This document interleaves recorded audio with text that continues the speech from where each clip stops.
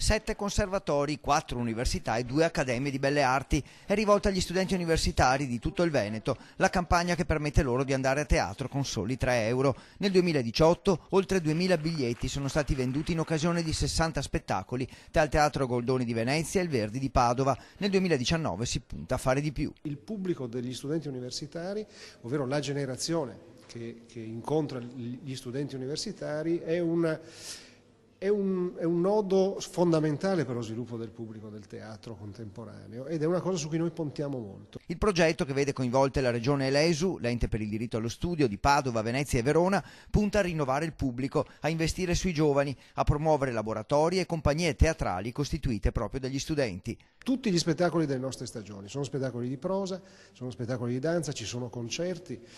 Ci sono grandi nomi del teatro italiano, c'è di tutto, c'è solo l'imbarazzo della scelta. Per usufruire dei biglietti agevolati, lo studente deve presentarsi alla biglietteria esibendo la tessera ESU o il badge universitario delle accademie o dei conservatori. Il posto si può prenotare anche online.